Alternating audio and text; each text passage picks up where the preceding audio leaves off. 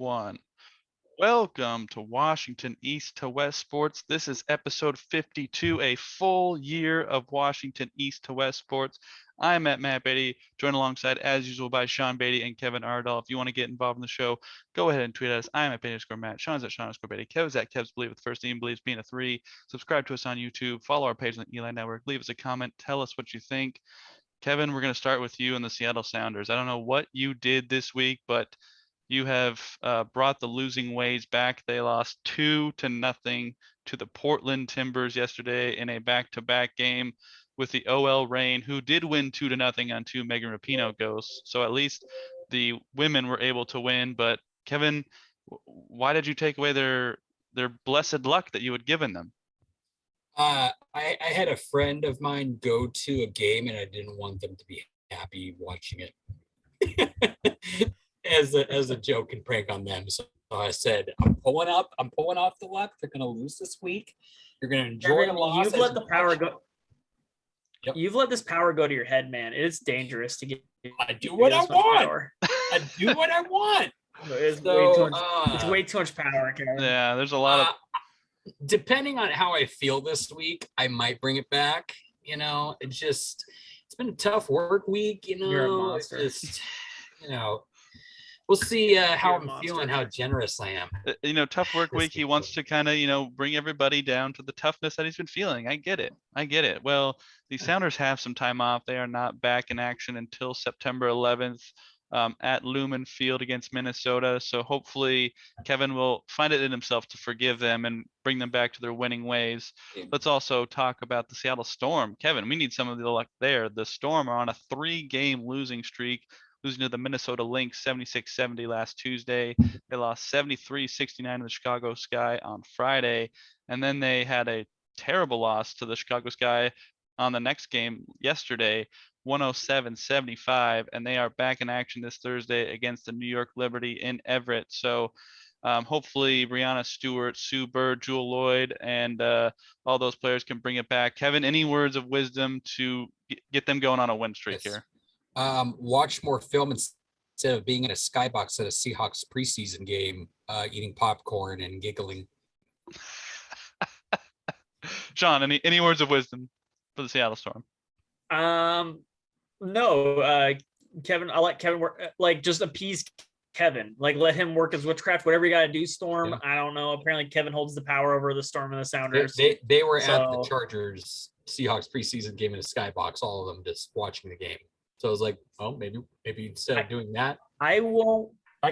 It's these Brianna Stewart and Subert are goats. So I think once the playoffs start is when they're going to really kind of okay, we're doing the thing now. Mm-hmm. So I'm not super worried. Me neither. They got 3 of their last 4 at home. They got 1 game this week before our next show, Thursday at home against the New York Liberty, and they've got 4 more to wrap up the season before the playoffs start and to defend their 2020 WNBA title. So good luck to the Seattle Storm. But guys, let's talk about the Seattle Mariners. So it was a up and down week to say the least. So starting with the Oakland A's, they won 5-3, 5-1 Monday, Tuesday, day off. And then they came home against the Kansas City Royals, optimistic about their chances with the A's playing the Yankees. It did not go well. The Royals won 3 of 4, 6-4 in the Thursday game, 8-7 and 12 in the Friday game, 4-2 on Saturday before avoiding the sweep with a 4-3 win. I saw Salvador Perez was the first player to hit a home run in each game of a 4-game series against the Mariners since Paul Konerko in 2010. So good job, Salvador. That's impressive. And you're catching the all-time home run catcher leader with Johnny Bench. So that's pretty cool. Not good for the Mariners. But what did you guys think of the Mariners this past week? Kevin, I'm going to throw it to you.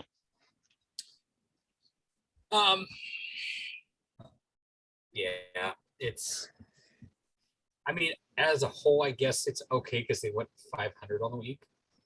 But at the same time, too, they did Mariner things. They beat the good team in the Athletics, and then they almost got swept by the bad team in the Royals. Yusei Kikuchi needs to get his stuff together. Logan Gilbert's, I'm not too worried about that. I'll let Sean kind of get into that a little bit more because that's his boy.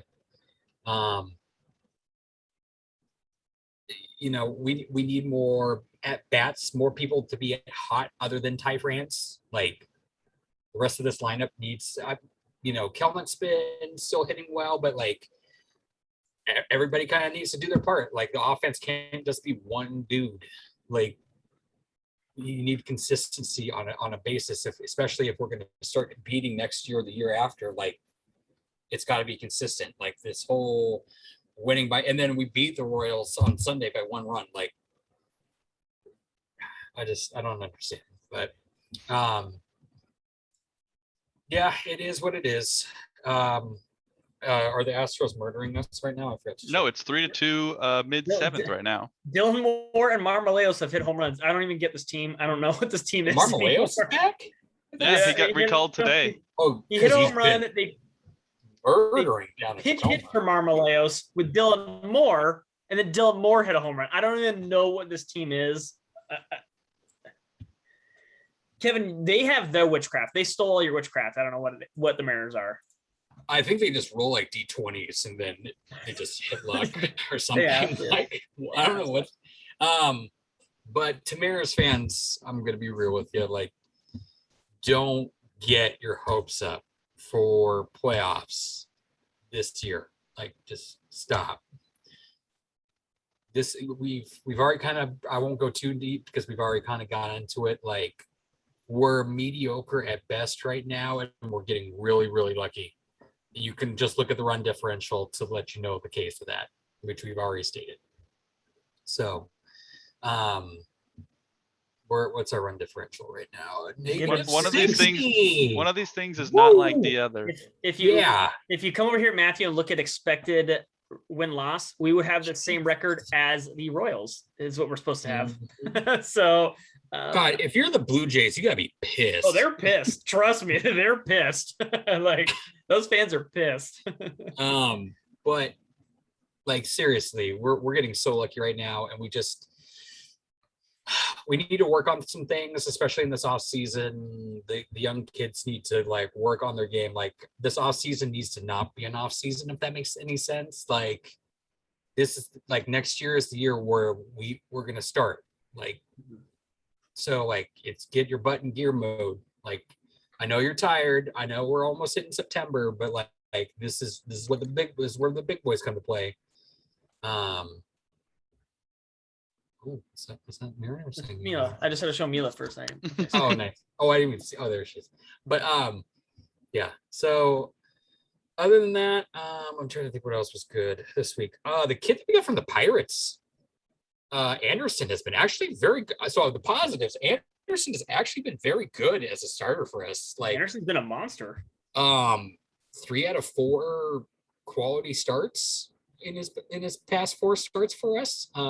Steckenrider, like kind of switching out with Seawald for closer. It's been interesting to see. So I'll take it. Marco still kind of has continued to be a sexy girl. Looks like he's finally kind of got his stuff back. Even though he did have 2 walks on his last one, which is not usually his deal. I'm gonna go into him. I'll tell you his number. I'm getting nitpicky on that. Yeah, I was gonna say like, whew. I'm getting really nitpicky just because he only gave up like 3 walks last short season or something like that. It was super, like he had the least amount of K to walk or the highest K to walk ratio among starting pitchers.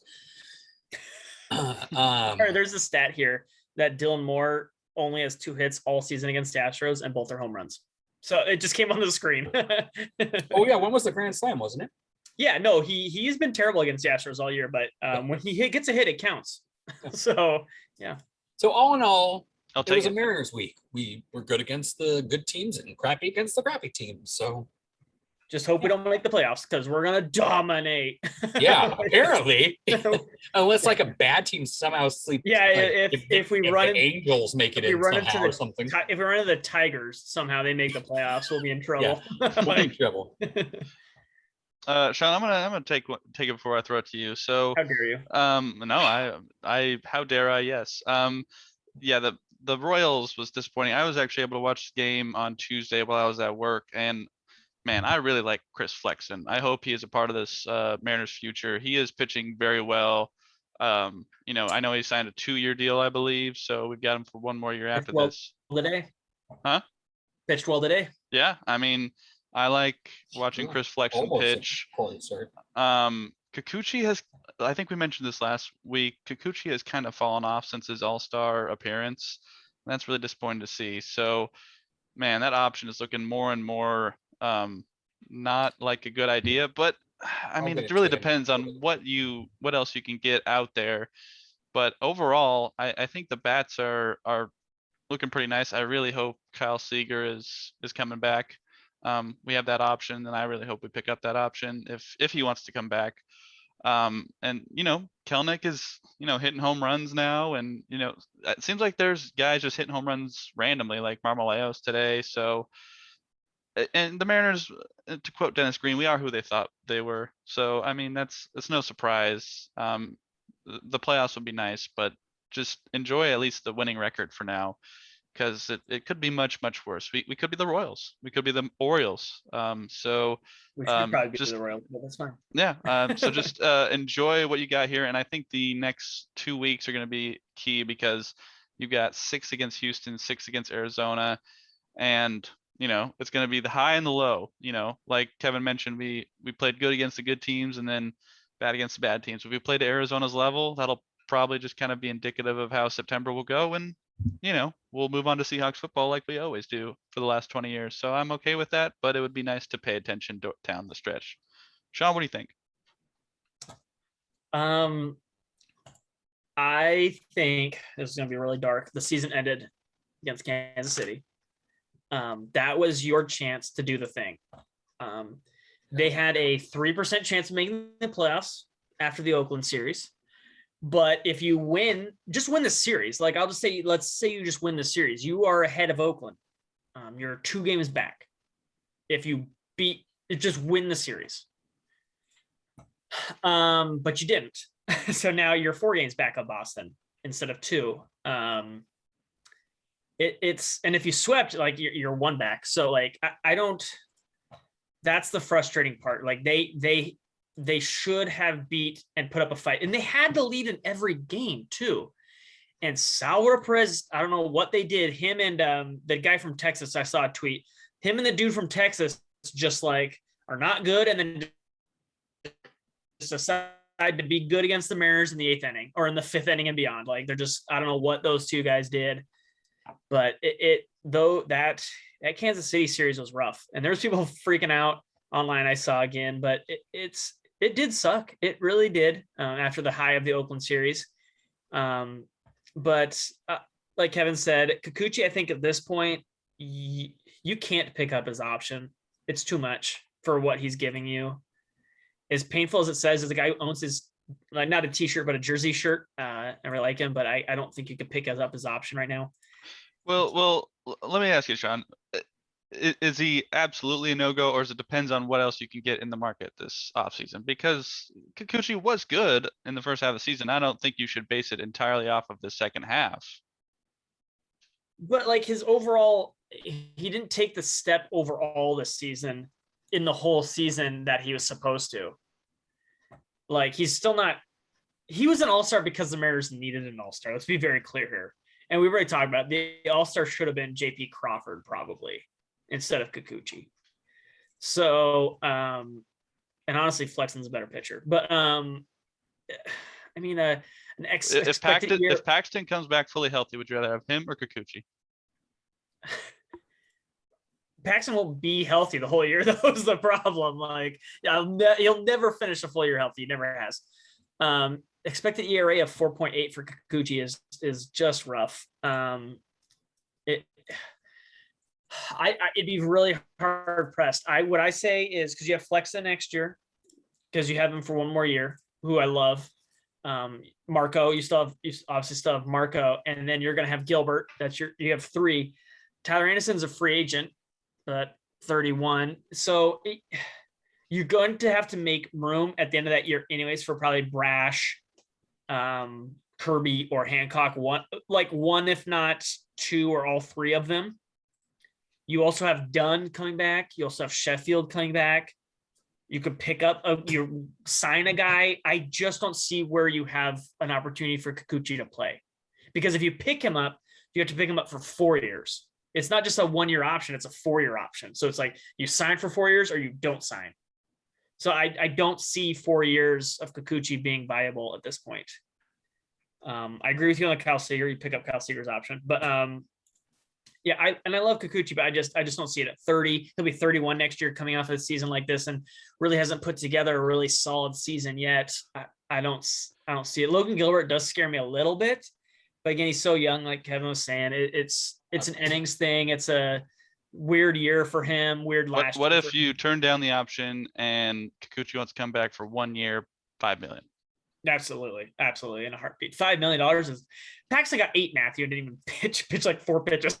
So like, yeah, for $5 million, yeah, $5 million in baseball is nothing for a pitcher. So sign me up all day. But I would propose, because you're going to bring up guys like Brash and Kirby and Hancock. Mm-hmm.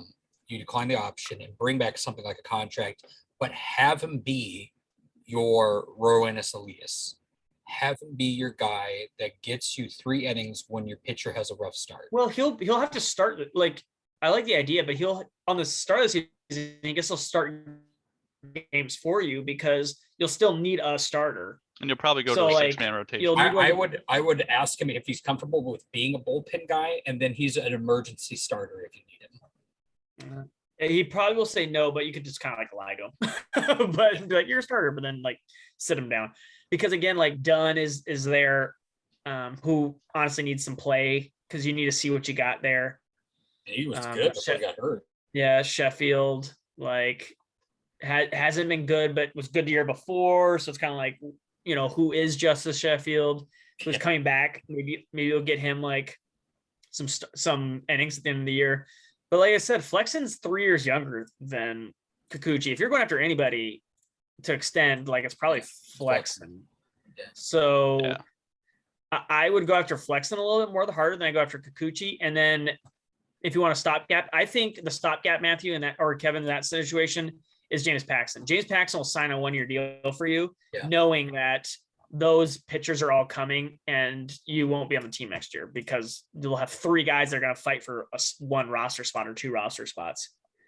So, and are you convinced all 3 of them are going to be there by the end of the year? Next year? Yes. End of next year? Maybe. I don't know if they'll be there at the end of that year, but they will probably all be there at the start of the following year. You know what I mean? Like after spring training. So 2023, start of 2023, they'll all be there. So you just need a guy to get you through 2022, basically. And they might not all work out. They might get hurt, everything like that, but you have other arms in the rotation. So like, or in the minors, it's not like you're void of that. The one thing the Mariners actually do is develop pitchers. They just don't develop any hitters, as we're seeing with all the kids coming up. I'm not worried about them. Just like stating an obvious situation here. The Mariners pitch really good and it doesn't make any sense, but they just cannot develop hitters. That's long story short. The week was super frustrating. I think their season ended. But again, worst comes to worst, it was a really fun year. It's still really fun. I really stopped playing Tom Murphy and freaking play Cal Raleigh. Stop it. I don't want to see Tom Murphy anymore. I think you need to send Tom Murphy down and have Torrens and Cal be your main guys. Yeah, I need to see who Cal is. The Mariners need to see who Cal is. Like, make Cal your main guy with Torrens as DH, and then when Cal needs a day off, have Torrens be your. And as like a really sick thing, I hope the Astros or they lose like this week. So because I think what they're doing right now is like, oh, we're in it. Let's have the veteran Tom Murphy play. And I'm like, I don't care. I want to see Cal. So if they're out, maybe they'll just run Cal out there all the time and get him at bats. Yeah. And on the days where Cal's not catching, he can DH and Torrens can catch. Because I don't care about the win-loss this year. I just want Cal to get at bats and see major league pitching. That's all I really care about. Because we know the pitchers are coming. We got some bullpen guys. I just need to know who the bats are going to be. run Kelnick out there, see Kelnick, run Cal Raleigh out there, see Cal. Like, that's what I want. So that's what I'm hoping for next week. Just let Cal Raleigh play, please. All right, well, let's move on to a prospect update. Sean, Kevin, what do you got? I'll go first. Yeah, go ahead. Matt Brash. We talked about how, like Kirby, Hancock, everything like that. The guy who's like rising is Matt Brash. He's the other guy we got in the Austin Nola trade. The dude is like, he's stumbled a little bit in like the beginning of like his AA, but now his like ERA is 1.8 in AA right now. So he's like quietly just like murdering everybody, and everyone's like, oh yeah, Hancock and Kirby, they're awesome. And Brash is like, I'm here too, guys, and I throw like 99. And the other guy in the AA who's also been super good is Levi Strout. Pay attention to that name, because that guy is also just been pretty awesome. 2.5 ERA as a starter as well. So they're 20, just turned 23. So like what they were saying, like the most fun thing in like all of AA is the Mariners starting 5, and they're all just awesome. Williams, Levi Stout, Brash, and then the 2 monsters. And they're like, quietly, the Mariners now have like a plethora of starters in the minors who are all just killing it. So yeah, pay attention to AA Arkansas, because those guys are still just killing it. Matt Brash last game out threw a no-hitter, and they pulled him. So just so you know. Oh, and so did Williams. Actually, Williams and Brash went back-to-back days throwing no-hitters in 5 innings, and they pulled them after 5 innings each. So, yeah. Seems rather rude to pull him away as a no-hitter going. They're on innings limits. They're being very careful, but yeah, they're climbing in organization rankings. They're now both. Matt Brash is now the 8th ranked Mariners minor league prospect, and I assume by next year he's going to crack the top 100 overall. Watch Matt Brash. All right, Kevin, any prospect updates? Yeah. I'm gonna go a little bit lower on the field, or lower in the I was looking at some people. A guy that's been hot from Modesto lately is Colin Davis. He joined them kind of recently, and it's just been going ham. Like stats for him since he joined Modesto is 378, 467, 541, 1.007 with 23 runs, 16 ribbies, 13 walks, and 5 for 5 on stolen bases. I'll take that all day. Good series for the Aqua Sox against Spokane over the last weekend, or this past weekend, and stuff like that. Highlight was Victor Lambrada kicking some booty with 3 home runs, going 7 for 18 and 2 stolen bases. So possibly somebody to look at. Just the lower kids that nobody really knows about, just keeping an eye on them, seeing, the not big name prospects that could be making a splash, possibly. But other than that, I was going to say Matt Brash, but Sean kind of took my thunder there, because Matt Brash is a sexy girl. Yeah. Yeah. So, and I was going to say Marmolejos too, but then he got called up. So Marmolejos has actually been very hot over the last 2 weeks. It's been kind of ridiculous watching what he's been doing down in Tacoma. So It's like I'm Hansel. not actually surprised that he got called up. I thought that too when he said that. So hot right now. So hot. So Marmolejos. Cade Marlowe too. He's in High Everett. Watch him. Oh, yeah. He's an outfielder. I know we have like a bajillion, but Cade Marlowe been killing it recently. All right, well, let us know what you think of the Mariners so far this last week and their upcoming schedule against the Astros and the Diamondbacks. Go ahead and tweet us. I'm at _Matt. Sean's at Sean_Betty. Kev's at Kev's Believe, the first name believes being a 3. Subscribe to us on YouTube. Tell us what you think in the comments. Let's move on to the final fake football game before the real games start. So the Seahawks played on Saturday, and I must say, NFL streaming app, I am very frustrated with you. I came home, I was cooking dinner, I wanted to watch the preseason game. I brought up my NFL app on my Xbox, and it said we could not recover it at this time.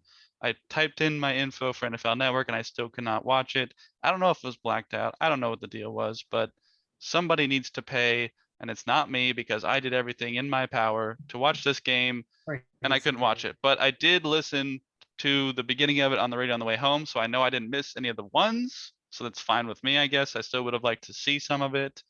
But let's talk about how they played in a 27-0 win over the Los Angeles Chargers. So did either of you watch this game? I did. Yes. All right, so let's go to Kevin first. Kevin, tell me what you thought of the Seahawks in their final preseason game. I'm happy that the starters did not play because, as I said last week on this podcast, week 1 of the NFL season is going to be our preseason against a quarterbackless Colts that are now missing their starting center and are one of their top 3 receivers who is on the COVID list. So they might not start week 1. So we'll see. Like I said, it's going to be the Seahawks should win that game. So that's why I'm not upset, about that. Let's start with positives. As they were kind of mentioning the broadcast, the team looked more fired up, more wanting to get out there and play and stuff like that. We'll start with the obvious that Cody Barton just murdered this preseason. Just a fucking stud. I'm sorry with the F-bomb there, but like it deserved it. Like he's night and day proving why he was a second round pick. He's always there. His tackling is amazing. His wrap ups, he kind of looks like he reminds me of what Bobby looked like in his first season. Now here in his 3rd season. That man can get spicy. Well, I'm saying similarities. No, I'm not saying he's that level yet.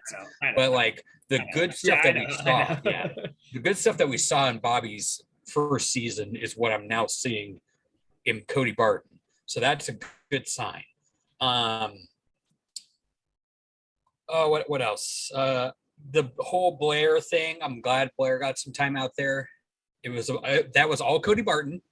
I mean, yes, Blair be able Right place, right time. recognize, balance it, and grab it and stuff. That was good, but that 95% of that was Cody Barton just being a stud and hitting him on the arm and stuff like that to where it popped up in the air. Sean's not gonna like this. Nick Bellore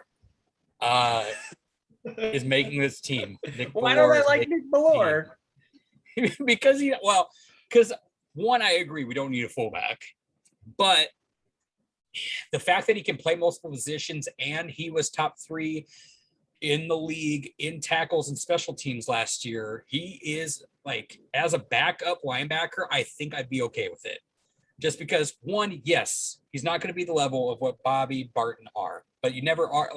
I think we're so used to the Legion of Boom era when our backups were starters that we're spoiled that when they're not starter quality, we're just like, what the fuck? And we need to get away from that. I think he could actually be a solid backup from what I saw in this preseason. Yes, he will probably make mistakes because he hasn't played at a position in a long time, but from what we saw in the preseason, it was actually super impressive. I expected him to be running out there but he was there and just on the tackle just like that. It was kind of impressive. Do I need to see him at fullback? No. Do I need to see him on special teams? Probably, yeah, because he's very good on special teams. And special teams, even though it isn't as important as what Pete says, it is still kind of important. As long as we're not paying him a crap ton to where he's Kevin got it. There's the key. Yes. Still paying a bajillion exactly. He needs to be a reasonable price. But if he's a 3-position player to where, he's getting you stuff for a cheap price, I think he's worth a roster spot. Let's see. I'll let Sean go into Trey Flowers on that because Trey Flowers has kind of turned things around from what I was seeing. Who else looked good out there? Who's a surprise person that actually looked good? Kevin, are you wearing a glove right now, by the way? Yes, actually. Just because I was playing around with it and I decided to put it on. Okay. It's a gaming glove. Okay, I just had to make sure. Keep going. What else looked good? I think.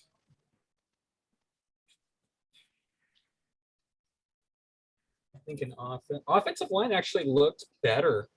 The right guard or the right tackle got blown up twice, really bad on 2 plays. Like he looked like he just got fumbled, but the rest of it was good. Like going back and watching. When was it? One of them was in the first quarter. The guy made an inside shift on him, and his hands were off, and he just went by. And it was where Gino almost got his lights knocked out. Whatever, I can't speak. Because they switched tackle positions halfway through the game. Yeah, I don't know who was at right tackle, but whoever was at right tackle at that play, and then possibly it might have been another person. Like I said, I wasn't really I was just looking at the bodies. I wasn't really, so it might have been 2 different people. Who knows? But other than that, like it looked pretty good. What's his face that switched over from right guard to left guard looked okay at the start. Jamarco Jones actually kind of surprised me at left tackle a little bit. He was kind of solid for the most part. I didn't really see, there was a couple hiccups, but I'd be comfortable with him as backup. I still want Brown out there. Don't get me wrong. Like, I'm not saying don't sign Brown now. You need to sign Brown.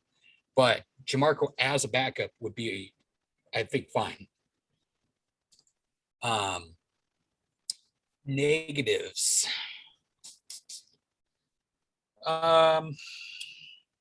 The run game on defense, the run stopping game was not great. I think it needs to be short, but we didn't really see the starters out there. So I don't know how that will kind of come into play. I don't really think just a little bit of sloppy secondary cornerback play by Demarius Randall and a couple others. But other than that, this game was kind of good. So I'll pass it off. All right. So Sean, really quickly, before we get to Sean, I do want to say that I went to cover, I did a preview for all of our football teams in the area up in Mason County. And I just wanted to hear what you guys thought about this. So it's 6-man football at the 1B level. They have 9 players in the team total, very small high school. And I think the rules are pretty cool. And it's really cool to see what a playbook could be like with their rules. So it's 1st and 15. This field is 80 yards long, 40 yards wide instead of a standard field. And you have to have 3 people on the line of scrimmage. So a center and then 2 guys just on the line of scrimmage. And then the quarterback cannot run, but everything else is open and everybody is a wide receiver after the ball is snapped. Anyone can catch a pass. So I went out to practice today and kind of watched what some of the formations were that they were doing. And man, that would be cool to create a playbook based on a 6-man, everyone's eligible type field. Like, I think that'd be so cool to see. So I'm hoping to get out to a game early in next month when they start playing. But 6-man football is interesting. Super quick question. Yeah. When you say the quarterback can't run, meaning can't go past line of scrimmage, Cannot go past line of scrimmage. Okay, so he can bootleg and like scramble like Russell, but he just can't run past line of scrimmage. Yeah, basically. Okay. So I thought that was really interesting. But I was curious what would it be like if Russell couldn't pass the line of scrimmage? That'd be crazy. Anyway, Sean, go ahead. It would suck for Baltimore. I will say positives. Alex Collins. Oh yeah, I forgot about Alex. Is the backup running back. Penny needs to go bye-bye. Wait, who? Not DJ Dallas? DJ Dallas and Collins can be like the 2 or the 3 or whatever their situation wants to be, but Alex Collins looks really good.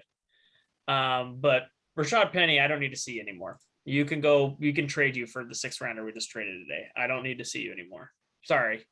But the other thing is Josh Johnson needs to be on this team, that running back. I think he'll be the 4th. So play some special teams there. But yeah, the team looked better. I didn't. Oh crap, mirrors. Tucker is so freaking fast. Yeah, let me update from the daily. My friend Jordan didn't Nalen see from it. the Daily World. Guriel scores on a Tucker single 3-3 top 8. Go ahead, Sean.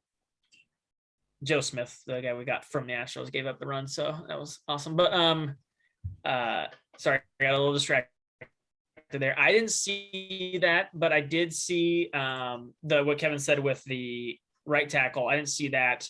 I didn't get to watch as much since I'm chasing a 1-year-old around all day. But Jack Curran, the guy I did talk about, the highest grade O lineman, did play. He did start at right tackle, but I don't know when he switched, because I know in the halfway through the second quarter, he's playing left tackle. So I don't know at what point he switched or if he even started right tackle, but they were talking in the broadcast how he does have versatility. He is usually right tackle, but did switch and play left tackle in that game. So I don't know what Ken said, if he was one blown up or not. I can't speak to that, but I've been really impressed with him overall this preseason. On the defense, or I think on the offensive side of the ball, I think that's pretty much it. I wasn't like Gino's Gino, it's fine. Sean Mannion, whatever, but like Gino will be the bad not guy. really impressed. Everyone was really impressed with Dwayne Eskridge. He caught one pass. I mean, I was like, oh my gosh, Dwayne Eskridge. I'm like, guys, he did like one thing. Like I was like settle down. I'm like, he did a jet sweep for 8 yards too, which I don't want to see jet sweeps, but well, I mean, no, it's fine. Jet sweep's fine. It was 8 yards again, or 9 yards. It worked. Yeah, no, but like that's what I think. We like to do 3 a game. There, I agreed with what's his name? Well, if they work, I mean, that's what the Rams ran against us for like. Yeah, I saw a video of the exact play on the Rams. Like every 3 plays, because it works. Yeah, if your defense isn't staying at home, which I will say again, Alden Smith did it again and stayed at home this last game. Awesome. You mean Alton Robinson?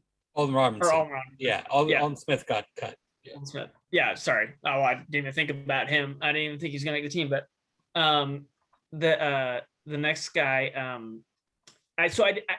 I saw there was the goal line play that they ran in the second quarter where Wyman actually made a comment. It was a really cool play, and I really like seeing a different scheme. It didn't work. So people were like, oh, it didn't work. But like, and it was an incomplete pass, but just the idea of it, like what Shane's bringing to the offense, again, if he's allowed to kind of have his own influence on the offense, those type of plays are really cool and unique. And even the way we ran the ball on the sweep with Eskridge was really unique, even rather than just a regular jet sweep. So I really kind of like the motion that they're doing with this stuff. So yeah, the system is pretty cool. So they had a 2-back set where, and I think I know what you're talking about, where one was a jet sweep and the other was a power right forward between the right guard and the right tackle.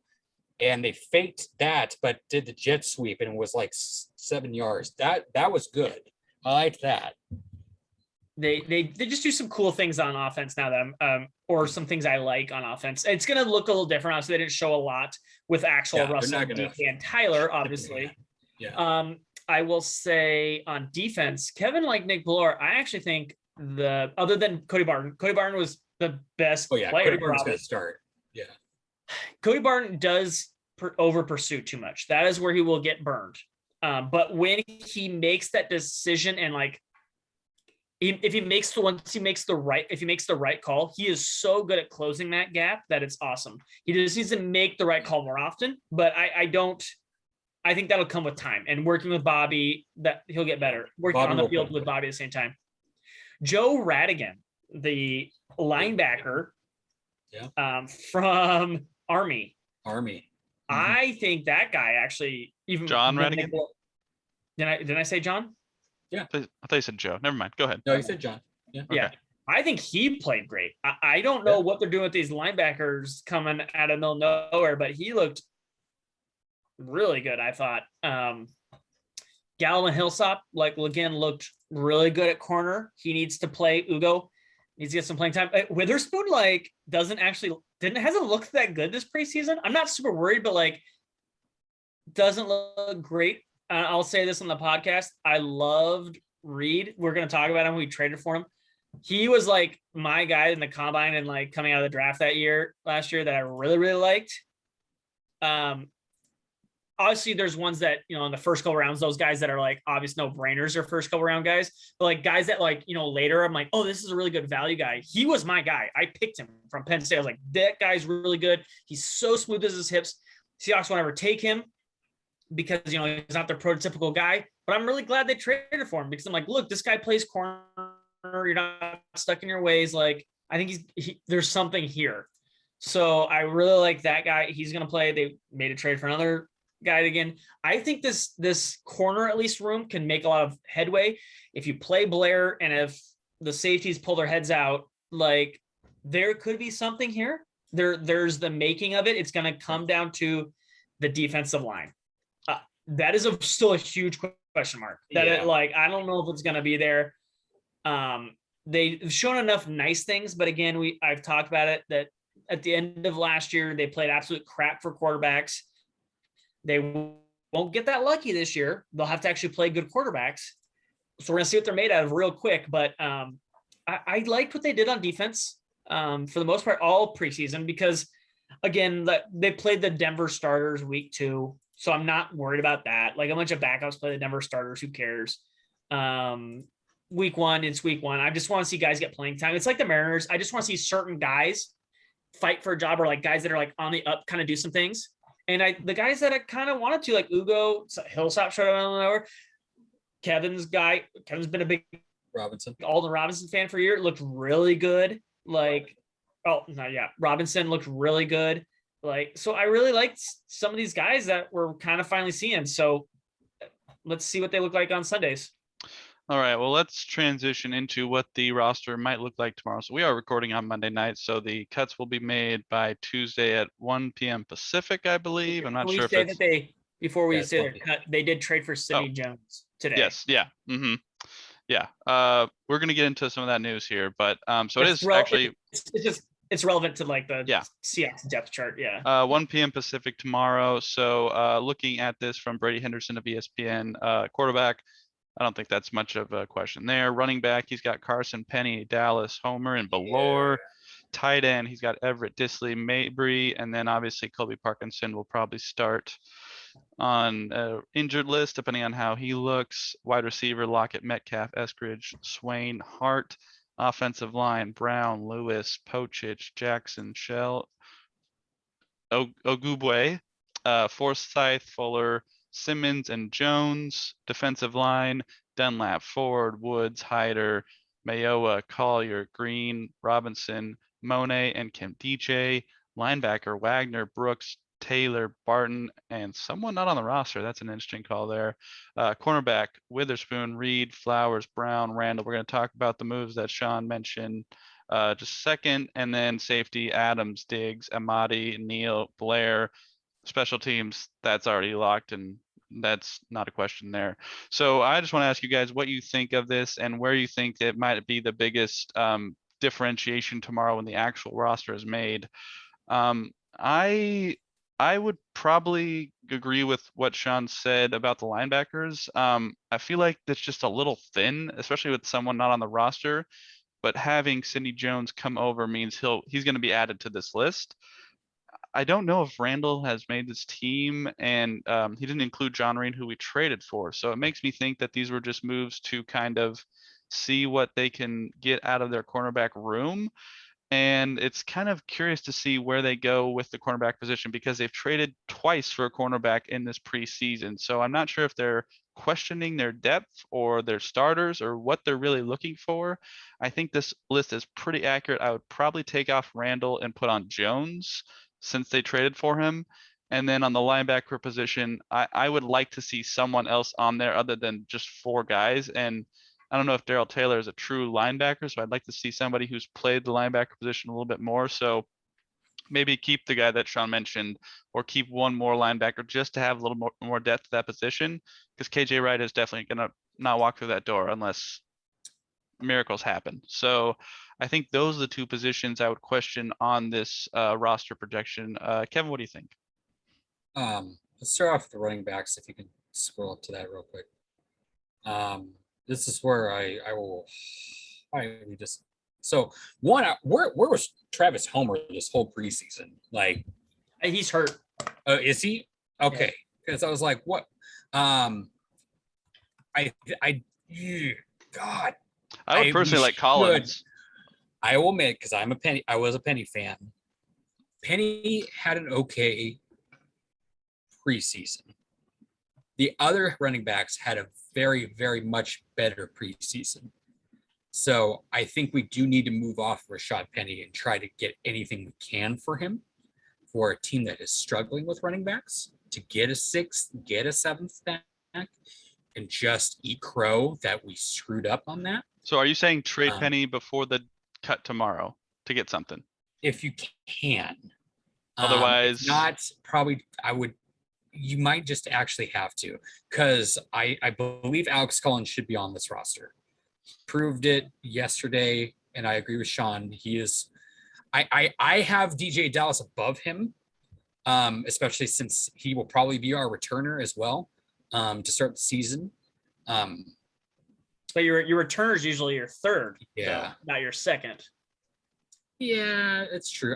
They could have a committee back there. Who knows? No, and that's what I'm saying. Chris Carson's going to get 80%, and I'm fine with Carson's gonna be the main boy. whatever you want your 2-3 to be, because it's going to be like more of a 2A 2B situation, anyways. They're going to split time as the backup. So, and I feel like So Carson I'm okay will with catch that. passes out of the backfield a lot more this I would say season. Penny, and then bring Collins on, and then Josh Johnson being on the practice squad, and then keep the rest, because I think Nick Valor has to be in there. I think now going maybe I think actually, in my opinion, go with 2 tight ends. I don't think you need Mabry. I think he could be a practice squad guy, just because you can do, as I was talking with Matt before the podcast, if you need it, you can put out a 6 lineman on run plays for that. And the other 2 can service until Parkinson gets back. And that opens up slots elsewhere for something that's much more needed.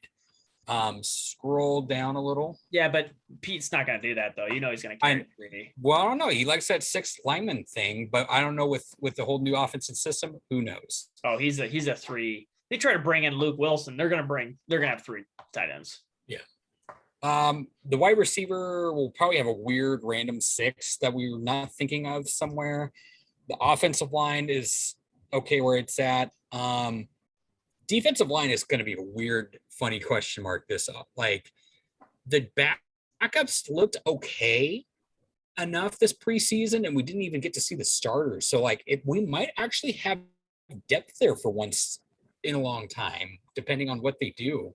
Because Hyder had 8 sacks last year. Mayo was really good. Collier looks like he's improving. Rasheem Green actually has had a decent preseason. Alton Robinson stepped up. And we know Monet and Puna Ford. We know what we're getting out of Al Woods. Kimdiche's the question mark, really. So I'm okay with that. I'm okay with 4 linebackers just because like I said, I think in an emergency situation, I think Nick Valor can be your 5th to where you could add stuff to the other places. Cornerback, I would take off Randall and add in Reed, and I think you're going to have 6 corners. I think Reed and Sidney Jones will both make this. John Reed, think not you DJ keep Reed, the for 4. clarification. Yeah. Yes, John Reed. So you'll have both Reeds on there. So the first 4 there, Witherspoon, Reed, Flowers, and Brown will stay. Randall's cut, and I think you keep Sidney Jones and John Reed, and you have 6 corners. Just because we've also had injury problems with corners too, to where I think they want depth and a position battle. Fight for your job, quote unquote, even though we haven't done that in forever. Safeties, Ryan Neal will go on the IR, which will open up places where I think where the 6 will come in, because Ryan Neal is hurt. So I think he'll run with 4 with Ugo and Marquise Blair, which I think is fine, because Jamal and Diggs are going to take the majority of the snaps, and you'll play in Blair every now and then. And then Ugo should be your nickel corner. And then special teams. Yeah. So that's my little. Now you've. Oh, okay. No, sorry. Yeah. Sean, what do you think? Okay, go back up to running back. So my running backs I'll do what I think I would do and what Pete will do. Yeah. So I would cross off Rashad Penny. I actually think there's a possibility they cross off Rashad Penny themselves. I've been hearing mumblings that they're trying to move on from him. So I think Rashad Penny might actually be gone. Yes, I don't think they should keep Ballore, but they will. And I think Alex Collins should be there instead of Penny. Basically, that whole crew except for Alex Collins, Rashad Penny, and then Josh Johnson on the practice squad. The third tight end, I don't care because once Colby comes back, he's your third tight end. But yeah, they'll carry 3. This will be what it looks like. Your receivers, yeah, I really liked. Oh shoot, what was his name? Fuller? Yeah, Fuller out of I think UW, right? Mhm. Yeah, he's the UW kid. I think he needs to be practice squad. If you can, I don't know if he's had eligibility still there, but that would be the only position that I would say because I would probably have him over Penny Hart 4 personally. veterans. What? You can have 4 veterans on your practice squad. Yeah, I would probably have. Well, I probably have him over Penny Hart, anyways. That's kind of what I like, to be honest. I'd be okay. But I would have Swain there would be my first choice, but also that's not happening. So, but offensive line, yeah, that's what's going to look like. There's some parts where I don't like, but that's just what's going to be. Defensive line, same thing. I don't see anybody that I'm like, oh, we have to move them on. I like for linebackers, I like the 4, but I still think we should sign or move on from the Army or keep the Army guy, bring him on as well. And if again, like Kevin said, he's gonna keep Blur, so Blur could always play linebacker too. So that's an emergency situation. We're also mainly keeping Ballore because of what he does on special teams. Well, yeah, but yeah, that's a whole different. Don't get me started. Scroll down. Witherspoon and Reed will be starters. Trey Flower, it looks like, is already basically cut, is what they were saying. When they traded for Reed, they were saying we're cutting Flowers essentially. That's what Henderson reported, I want to say an hour ago. Let me see here. I can pull it up real quick. 4 hours ago. It looks like likely to cut Trey Flowers when they traded for Sydney. So he will not be there. Which, again, was the highest graded corner of the entire preseason for the Seahawks. I think Randall is gone. What I think they're going to do is they're going to, for Flowers, and they're going to do Reed. It's going to be for those 2. They're going to bring in Sidney Jones and Reed for the 2 that they got rid of. And then I really think letting Hillsop go is a huge mistake. Gavin, you need to keep him. He's like the guy who let it go for the Colts, Kevin, who is not actually trying out for this team. What's his name? Pierre Desir. Desir, who's been terrible now, but like, yeah, he's this guy. Don't let him go. I thought they cut him. They did. But like I'm saying, like he could be this Desir, like a young kid who could step up if you need to. Don't let him get out of here. Like that's the guy you need to keep. Don't make that mistake again. And keep your Tedrick Thompson or whatever. Keep Gavin. Tight safety room, totally fine. I mean, that's kind of expected. Actually, I'm kind of fine with it. I hope Adams and Diggs take the step up this year. If they do, Ugo in the like I said though, Kevin, like we were saying, Ugo is slot, but Reed is a little guy who isn't a slot guy. So now Ugo finally has competition in the slot. I just want to see one of the 2 of them play. I don't want to see like gigantic Trey Flowers in the slot. I want to see one of the little guys running against an Edelman, not a 6'3" guy trying to keep up with Julian Edelman, because that's not going to happen. So, but now they actually have some size versatility, because if they have a big receiver, Marquise Blair could kind of fill that role. If they have a little guy, one of these 2 corners/safety guys can actually cover that quick shifty guy now. Mm-hmm. So I kind of like that. Pete has that stereotypical, like he likes big corners.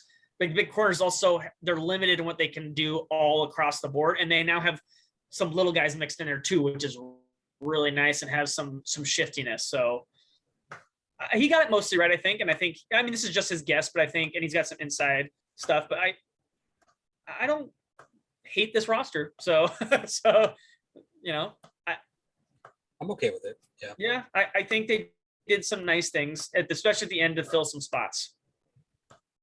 After they only had 3 picks and the trades they've made now with the filling the corners, because we were kind of worried about how the corner room was going to work. They traded for 2 guys that I kind of liked, got some other guys, found a guy, like Kevin was saying, in the scrap heap. Now, don't let these guys go away after you, like what the mistake would be, the thing that pissed me off. You find a nice guy in Gavin, don't let him go away. You trade for 2 corners. Now, don't cut them both immediately. Like, don't give up 2 picks, cut them both. Have a nice guy off the waiver wire. Don't cut him too. Like, you've given resources and playing time to these guys, so keep them and play them. Like that's, you like them enough. Let's use the resources correctly, guys. All right, well, we've got about 5 minutes left, so let's talk a little bit of news. So let's talk about the hold-in situation really quickly. Safety Quandre Diggs is now holding in as well with Dwayne Brown. He has been holding in for this past week. Just want to get your guys' quick thoughts on this. We haven't seen Brown on the practice field quite yet. What is your level of nervousness at this point, 2 weeks out from the season? I'll go ahead and start. I think they will both play. I don't think they'll be happy about it. It's kind of hard to give everybody money because there's only so much that can go around. If I were playing the role of GM myself, I would pay Dwayne Brown, and unfortunately Diggs gets the short end of that stick and he'll probably go somewhere and get paid. So if I'm a GM, I'm paying Dwayne Brown to protect the blind side, and then Diggs has one more year, and I'm sure he'll get paid a good amount of money wherever he goes, unless he decides he wants to come back, depending on how this year goes. But I think they will both play. It is a little worrisome to see them holding in and not taking any snaps or reps. So hopefully that changes this week at practice. But I don't like seeing them not practice, because that's you got to get some reps in before the first game. Although they are veteran guys and both Pro Bowlers, it's a little worrisome that they're not taking any reps. Although Diggs did get some reps in before he started his hold in. So I think they'll both be on the field, but I don't like it. I don't like it. Kevin, what do you think? The only reason why I would want Brown to in practice is to have communication with, I keep forgetting his freaking name, the left guard now that came over from right guard. Lewis, yes, because he's new. Just the communication between them to make sure that they're on the same level. I'm not worried about Brown. He's a pro. He's Pro Bowl. He's old. He knows what he's doing. Quandre Diggs, if he doesn't play, I don't really care, because we have a guy named Marquise Blair who graded out better than him that can play that spot. So it's like you're not helping your cause there. And honestly, if we move on from him, that's fine, because we have this guy named Marquise Blair that plays very well at that position. So bye. That's all I'll say. So, I will say for Diggs and Brown, I do understand. You've seen guys around you get paid. You want to get paid. I get it. well, for Diggs, it's because of the whole top 100 thing, I think, has gone to his head a little Don't bit. get me And started I'm on gonna that let shit. Sean murder that bone right there. So But when you see the guy next to you that you play with get paid, you want to get paid as well. I get it. I understand why he's doing it. I don't think it will amount to anything, though. Sean, what do you think? okay, so Brown is good and you pay Brown. How did Brown not make the top 100, but two dudes who finished barely above 60th at their position finished in the top 100 overall? That's what I want to know. They were objectively terrible last year, both of them. And then for them both to demand money this offseason. Yeah. Diggs, you were rooting for your guy Adams to get paid. That means you don't get paid. Like, let's be very clear here. There is not an unlimited amount of money. This is the problem with giving Adams all that money. Now you don't have the money to give all the other players that are not happy. This is why it's just not simple. Like, oh, you sign this guy for X amount of money. This is easy. This is how you do it. Now we don't have the money. Like, the money is an issue. And so, and again, if you're going to sign Diggs and you're going to sign Brown, the guy named DK Metcalf is coming up, and he is more important to both than both of them. So, yeah, I'm not giving you money, Diggs. I'll let you walk right now and play Blair. I would trade Diggs in a heartbeat right now. I want to see Blair play anyways. Like, you were, buddy, you were the 52nd ranked. Like, let me double check here. You were the 52nd ranked safety last year. me double check real quick. I have it right here. 52nd out of 90. And you're Yeah. asking for more money. What was Adams ranked? 53rd. Like, you better slow the roll right now. If I'm John Schneider, he won't, because Pete Carroll made a decision. I'm like, you're gone, and I'm playing Blair. You drafted Blair in the second round, like, or the third round. Like, you drafted him to play. He played well, then got towards ACL. Like, you're on thin ice, buddy. So you're out of here. That's what I do. I'm like, I sign Brown, eat that bullet, because I got to pay one of them, because Brown is the 5th ranked left tackle in football. Like, very good at his position. He's not in top 100. That's why the top 100 is stupid. Stop talking about it. NFL players are dumb at grading their own play. Be very clear here. They suck at it. They are stupid. So, like, I don't know who's even number one player. We'll get to that. We'll get to that next week. It is Patrick Mahomes. Yeah. Yeah. Okay, because that's incorrect. But yeah, like, Diggs is like, I just get rid of him and play Blair. Get whatever you can. You need picks, like Kevin said. Play Blair. And then you don't have to worry about where to play Blair this year. Then you can play Ugo somewhere, and you don't have to worry about Blair playing slot. Yeah. All right. Well, we are at an hour. Let us know what you think of the Seahawks roster. This is recorded Monday, so we'll see how our predictions pan out, and let us know what you think of the Seahawks roster once it comes out on Tuesday. I'm at Beatty_Matt on Twitter. Sean's at Sean_Beatty. Kev is at Kev's Believe. The first team believes being a 3.